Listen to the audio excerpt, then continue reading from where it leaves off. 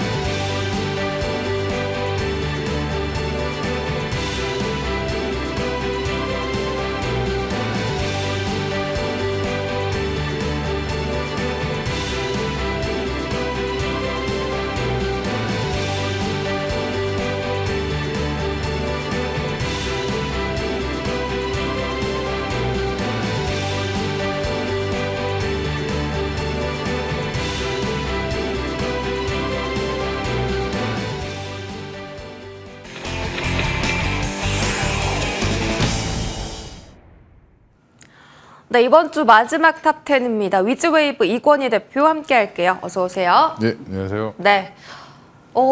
이제 이번 주 마지막 장인데 이렇게 지수가 빠져버리면 주말에 발 뻗고 잠도 편하게 못 자고 금리 인하를 왜 이렇게 안 했냐 이렇게 원망의 시선이 지금 막 짙어지고 있는 상황입니다. 어제 ISM 제조업 지수가 컨센을 하회하면서 거기다가 고용지표까지 악화되면서 경기 침체 우려가 굉장히 많이 커졌거든요. 10년물 국채금리가 4%를 밑도는 수준까지 지금 내려갔습니다. 이게 경기 침체가 이제 시작된 건지 아니면 이걸 좀 막을 수 있는 상황인 건지 좀 궁금하거든요. 그러니까 항상 시장은 좀 과하게 반응을 하는 게 기본적인 거죠. 그러니까 좋다고 하는 게 좋을 때는 계속 더 좋아질 것처럼 얘기를 하는 거고, 그다음에 나빠질 때는 더 나빠질 것처럼 얘기를 하는데, 미국의 어제 분위기가 갑자기 그러니까 급하게 바뀐 거죠. 바뀌었는데 제조업이라든지 뭐 ISM 제조업 지수, 뭐 PMI 다 지금 안 좋은 상황인데 시장이 예상했던 것보다 좀 많이 안 좋았습니다. 근데 심지어 뭐 코로나 국면 때까지 비슷하게 떨어졌다 뭐 이런 얘기도 나오는데, 그러면서 7월에 금리를 내렸어야 되지 않냐, 이 멘트들을 그냥 그대로 받아들이시면 뭐 지나고 난 거 어쩌라는 거지? 이렇게 얘기하실 수 있는데 그럼 왜 월가에서 이런 얘기를 할까가 더 중요할 것 같고요. 그러면 엔비디아가 지금 실적이 안 좋아지고 뭐 지금 주요 기업들 실적을 발표 다 했는데 애플도 그렇고 생각보다 그렇게 뭐 컨센을 엄청나게 하얀 기업은 인텔 정도 빼고는 없습니다. 그러니까 인텔은 뭐 20몇 프로 빠졌죠, 시간 내에서. 네네. 예, 그 종목 빼고는 없는데 왜 그러면 실적도 그닥 그렇게 나쁘지 않고 가이던스도 그렇게 나쁘지 않은데 주가를 왜 떨어뜨렸을까 생각해 보면 저는 월가에서 금리 인하라고 압력을 넣는 거라고 좀 보고 있고요. 그러니까 사실은 뭐 JP모건이나 모건스탠리나 이런 쪽에서 시티나 이런 쪽에서 매도를 좀 매도 의견을 내면서 밀면 사실은 그냥 밀리죠. 예, 그래서 저는 오히려 지금 월스트리트 쪽에 있는 전문가들이 금리 인하를 조금 더 빨리 당기고 좀 더 폭을 넓히기 위한 어떻게 보면은 전략적인 행동을 좀 하고 있는 게 아닌가 생각을 하고요. 네. 주가는 올라가는데 앞으로 경기가 나빠집니다라고 얘기하기 건 더 웃기는 거죠. 그러니까 지금 공포를 어떻게 보면 지금 마침 PMI라든지 이런 것들이 ISM 이런 것들이 꺾이면서 조금 더 매도를 급하게 하면서 사실은 금리를 조금 더 뭐 50bp 인하를 해라. 그리고 아니면 연내 3번 인하해라. 예. 이런 거를 지금 밀고 있는 거다. 저는 오히려 이렇게 약간 제 음모론처럼 얘기를 했지만 네. 예, 그럴 가능성이 많고요. 본인들이 이제 한 번도 예측한 게 맞은 적은 없죠. 작년에 올해 초만 해도 올해 6번 인하할 거다라고 얘기를 했었습니다. 네. 뭐 7번 얘기한 데도 있었고요. 근데 여태까지 한 번도 안 했죠. 이 정도면 빨리 해야 되는 거 아니에요? 네, 3번이라도. 그래도 3번이라도 빨리 해야 되는 거 아니야? 뭐 이렇게 지금 분위기를 몰아가는 건데 또 분위기가 아주 좋은 게 일본이 금리를 올리면서 네. 니케이가 지금 이틀 연속 폭락하고 있죠. 네네. 예, 일본 시장 좋다고 난리칠 때는 언제고 지금 외국인들이 엄청 팔고 있습니다. 그 얘기는 뭐냐면 지금 분위기 전반적으로 시장이 전 세계 분위기가 한번 큰 매크로 시장을 좀 한번 누르는 자리인데 그것도 결국에는 미국 월가가 주도를 하고 있다라고 좀 보고 있고요. 외국인들도 오늘 우리나라 1조 5천억 정도 매도하고 있는데 그동안 한 3조 가까이 샀다가 이걸 지금 다 판 거거든요. 거의 다 그러니까 매수 물량을 정리한 거는 거의 다 정리했다. 오늘까지 보면. 오늘까지 정리한 거면 이제 내일 다음 주부터는 담는 자리예요. 또 매도 포지션을 더 늘릴 수도 있죠. 네, 늘릴 수는 있는데 오히려 이럴 때 보면 대부분 담습니다. 그러니까 다음 주 정도에는 반등이 충분히 나올 건데 문제는 이제 미국 시장이 돌아서느냐 안 돌아서느냐가 되게 중요한 것 같고요. 지금 그러니까 되게 당황들 하실 텐데 오히려 이거는 각 기업의 하이닉스가 악재가 있었나요? 없었죠. 삼성전자가 악재가 있었나요? 없었습니다. 다 같이 눌리고 있습니다. 예, 뭐 지금 보면 그냥 이거는 디스플레이고 그냥 전체적으로 공포의 매도가 나오는 거거든요. 그럼 네. 프로그램 매도가 나오고 그럼 매도가 나오면 어떻게 하냐면 프로그램 매도가 같이 따라서 나오는 것도 있지만 또 하나는 개인들도 그렇고 기관들도 그렇고 단기 수익을 좀 집착하는 쪽에서는 당연히 손절이 나오겠죠. 예. 그러면 매도가 매도를 부르는 상황이고 항상 올라갈 때의 속도보다 내려가는 속도는 거의 3배 이상 빠릅니다. 그래서 지금 3배 빠른 구간에 들어갔다. 예, 이 정도로 보시면 되고요. 그러면 이럴 때는 어떻게 해야 되냐면 반드시 기술적 반등은 나올 거고 네. 예, 또 하나 손절을 하더라도 기술적 반등 이후에 손절하시는 게 맞고요. 오늘은 그냥 가만히 있자. 오늘은 그냥 조금 시장 아예 안 보시고 다른 일을 하시는 게 좋다. 그리고 네. 그 말씀하신 거 들어보면 추가적으로 이제 하락이 나올 수도 있다라고도 들리는데 그러면은 하락이 더 깊어지기 전에 손절을 하는 게 나은 거 아니에요? 그냥 계속 떨어져도 반등을 기다려야 되는 구간이에요?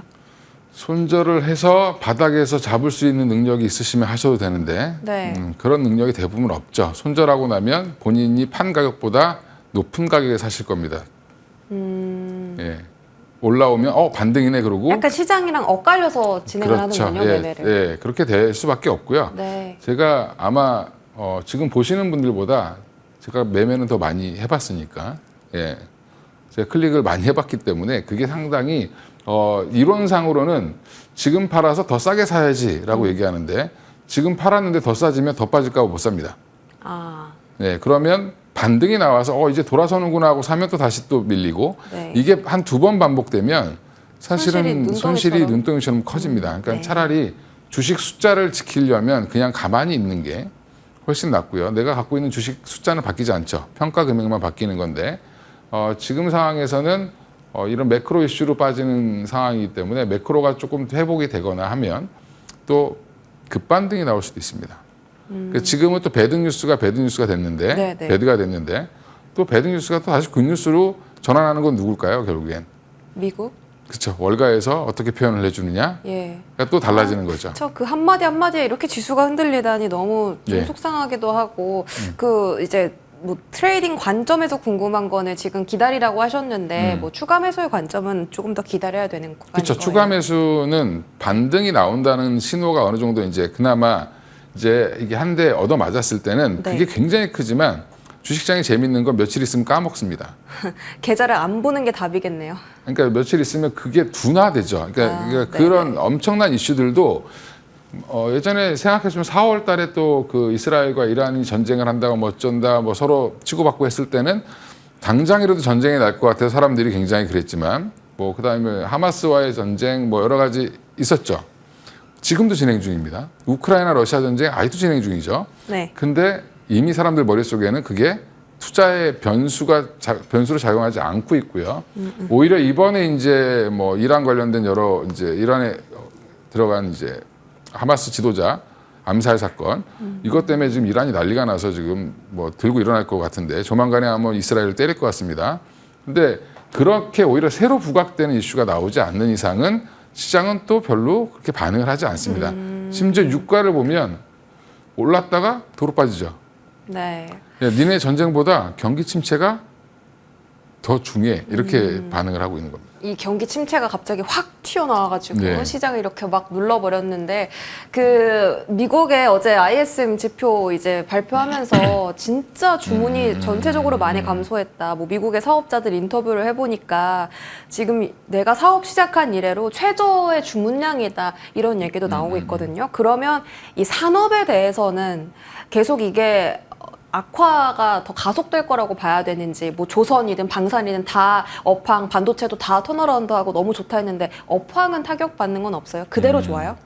그대로 좋은 게 아니라 네. 이제 미국이 너무 과하게 일시적으로 좋았던 부분들이 정상화되는 과정이다라고 보시면 되고요. 그리고 이제 미국에서 뭐 갑자기 하루아침에 네. 인터뷰했는데 야 어제는 좋았는데 오늘 되게 갑자기 안 좋아 이렇게 얘기하지 않았겠죠. 꾸준히 좀 안 좋아지고 꾸준히 지금 있었구나. 안 좋아지고 네. 있었는데 그래서 7월에 금리를 선제적으로 인하해야 된다는 것들은 이미 한 두세 달 전부터 나왔었습니다. 왜 안 했을까요? 예. 근데 확인하고 싶은 거죠. 잘못하고 싶지 않은. 예. 그래서 확인병이 여전히 또 이제 있는 건데 항상 선제적인 대응을 중앙은행이 하기 되게 어렵습니다. 어렵기 때문에 후행적으로 지금 하는 거고 결국엔 그러면 9월 달에 0.5를 인하하면 진짜 경기 침체를 인정해 버리는 게 되니까 또 제가 볼 때는 0.5 인하 안 할 겁니다. 네. 예. 그러면 우리가 표현을 어떻게 할 거냐면 제가 볼 때는 이제 선제적으로 고용이 좀 부러졌으니 네. 그냥 한 0.25 내리겠다. 라고 얘기를 하겠지. 자기 잘못을 시인하고 0.5 내릴게 이렇게 얘기 안 하겠죠. 그건 이제 월가의 월가의 바람인 거죠. 그 하나 추가적으로 여쭤보면 그 일본에서 엔캐리 트레이드 청산 이슈가 있는데 이게 사실은 뭐 그렇게 채권이나 주식 시장에 변동 주지 않을 거다라고 얘기하다가 경기가 급냉하고 있는데 미국이 금리 인하를 해버리면 청산이 되게 빨리 일어나서 결국은 국내 증시에 영향을 미칠 거다. 지금 니케이 폭락하고 있는데 국내 증시도 같이 좀 더 하락이 급격히 가속이 붙을 가능성도 있어요? 일단은 일본이 금리를 인상을 했다라는 부분 0.1에서 0.25로 이제 올렸고 0.5까지 열어두겠다라고 지금 얘기를 하고 있거든요. 그러면 BOJ에서 그렇게 얘기하고 있는데 그걸로 인해서 엔캐리 트레이드 청산이 될 거냐라는 저는 그거에 대해서는 반대하고요. 제가 20년 동안 엔캐리 트레이드 청산이 된 적을 본 적이 없습니다. 없어요? 예. 와, 그럼 그냥 말로만 공포감만 있는 공포감만 거예요? 조성이 되고 일부 자금이 움직이긴 하겠죠, 당연히. 근데 미국 금리가 지금 아무리 지금 여기서 낮춘다 하더라도 일본 금리는 올라봐야 지금 0.5도 안 되는 0.25잖아요. 근데 네. 그걸 먹기 위해서 이 청산하고 들어올 이유는 없을 것 같고요. 또 올린다고 해도 네, 그건 의미가 없는 얘기고 지금 일본이 왜 그럼 갑작스럽게 주식시장 이렇게 폭락하는데도 불구하고 올렸을까? 수출주들한테 타격을 주면서까지 왜 올렸을까가 중요한데 국민들이 폭동 일으킬까봐 그러는 거예요 지금. 그러니까 수입 물가를 잡아야 되는 상황이고 일본이 지금 관광으로 버는 돈이 엄청 많을 것 같지만 생각보다 GDP에 차지하는 비중이 크지 않습니다. 그러니까 지금은 수출주들이 잘 벌고 있기 때문에 이렇게 경제 그나마 기업들 대기업들이 탄탄할 때 올리지 않으면 못 올린다. 알겠습니다. 그리고 지금 언제까지 채권을 사줄 수 있겠냐라는 그런 여러 가지 이제 반문이 나오면서 누군가는 고양이 방울에 목을 달아야 되는데 그거를 이제 처음 단 거다. 예, 그래서 저는 오히려 일본은 궁극적으로는 지금 저렇게 한 게 증시는 빠지지만 긴 관점에서 보면 잘하고 있는 겁니다. 경기에는 긍정적으로 줄 수 있는 영향이 있다. 그렇죠. 일본은 내수가 또 중요하기 때문에. 네. 예, 그렇습니다. 알겠습니다. 결국 우리 증시가 받는 영향은 미미할 것이다라고 들어봤고 마지막으로 외국인이 지금 선물 시장에서 정말 어제부터 계속 좀 매도를 네. 이어가고 있는 상황. 대표님이 말씀하시기에 거의 청산이 끝났다라고 하셨는데 그러나 다음 이제 행보는 어떻게 될까요? 매수 포지션에 있던 부분들은 어느 정도 다 정리가 된 것 같고요. 네. 근데 지금 보면 선물의 움직임이 내일까지, 월요일까지도 이렇게 이어질 수도 있는데, 그럼 매도 포지션을 더 늘린다라고 하는 거는 아랫방향으로 엄청난 베팅을 하겠다는 건데, 그렇게까지 되지는 않을 것 같고요. 한 2,650선 정도가 아마 마지노선 되지 않겠나 생각을 하는데, 그러면 코스피 지수로 여기서 거기까지 떨어지면 많이 떨어지는 거죠, 사실은. 네. 2,700을 일시적으로 하회할 수 있다는 부분은 염두에 두실 필요가 있을 것 같고요. 결국엔 키는 우리 시장이 갖고 있는 게 아니라 미국 시장이 갖고 있습니다. 그러니까 결국엔 미국이 얼마나 돌려주느냐. 그다음에 그다음에 또 지금 반도체가 특히 더 심했는데 네. 제가 반도체 맨날 사라고 말씀드렸는데 예, 오늘 아마 댓글로 저놈 또 나왔다면 이렇게 욕하실 수도 있습니다. 긍정론자라고 하시네요, 다들. 네, 긍정론자. 긍정론자인데 지금 반도체는 달라진 게 하나도 없는데 AI 산업 투자 지금 보면 모든 컨콜에서 빅테크 기업들 아마존, 메타, 마이크로소프트, 애플까지 지금 AI 투자는 더 늘리겠다라고 얘기하고 있습니다. 네. 그러면 그쪽은 모멘텀이 꺾인 게 아니라 지금 매크로가 흔들리면서 많이 올랐기 때문에 더 많이 빠지는 거고요. 그리고 그 와중에서 경기 침체가 온다 하더라도 그 경기 침체를 결국에는 끊어줄 것도 AI 산업밖에 없습니다. 어떻게 해요? AI 쪽이 돈을 벌어야 미국 경기가 살아나겠죠. 근데 소비자들이 지갑을 안 여면요? 소비자들 지금 소비자 단이 아니라 상관없어. 기업 단이니까. 지금 투자의 단이죠. 지금 B2B 거래가 더 많기 때문에. 그럼 기업들이 경기 냉각되면 위축되면 어떻게 해요? 근데 생각을 하면 코로나 때 경기가 위축된다고 해서 주가가 엄청 빠졌지만 코로나 때 누가 경기를 살렸죠 결국에는? 유동성을 풀었잖아요. 그러니까 유동성을 풀었는데 그 유동성 푼 걸로 살아났다고 생각하지만 네, 그게 사실은 아니었어요. 사람들이 소비를 여기서 안 한 것뿐이지 저쪽에서 다른 쪽에서 했죠. 기본적인 소비는 부러질 수가 없고요. 그러면 미국이 소비가 줄어든다. 그게 타격이 크지만 결국엔 그렇게 되면 금리를 인하시키겠죠 지금. 그러니까 금리 인하 구간에 들어갔기 때문에 그 부분은 해결이 될 수 있고요. 그럼 AI 투자가 감소한 우려가 없는데 왜 빠질까? 그럼 주가를 구성하는 게 뭐라고 생각하세요? 심리? 뭐예요? 주가를 구성하는 건 기업의 펀더멘탈, 아, 펀더멘탈. 그다음에 네. 성장성, 그다음에 심리입니다. 투자자들의 심리인데 투자자들의 지금 심리가 무너진 것뿐이다. 근데 나머지 펀더멘탈하고 성장성은 너무 좋아요. 여전히 네. 남아 있고요. 그러니까 지금 자리는 언제 다시 사야 될 타이밍을 잡아야 되는 자리지 여기서 지금 언제 손절하고 나갈까를 생각하는 자리는 아니다. 그럼 반도체를 자연스럽게 넘어가 보겠습니다. 네. 오늘 개파락한 반도체 그리고 두 자릿대 하락까지 나오고 있는 장비단 기회가 있다면 담는 자리라고 하긴 하셨는데 사실 손이 안 가는 자리긴 하죠. 더 빠지면 그렇죠. 어떡해요? 그럼 더 빠질 때까지 기다려 보시면 되는 거고. 갖고 계신 분들은 손절하지 마시고 그냥 갖고 계시면 되고. 예. 어차피 빠졌다가 급락이 그러니까 펀더멘탈이 무너지지 않았는데 급락 나오면 되돌림도 그만큼 빠릅니다. 예. 그래서 저는 그렇게 보고 있고요. 네. 인텔이 어닝 쇼크 났다. 뭐 이렇게 써 있는데 되게 자극적이죠. 시간에 18% 폭락했는데 인텔은 원래 잘 안 되던 기업입니다.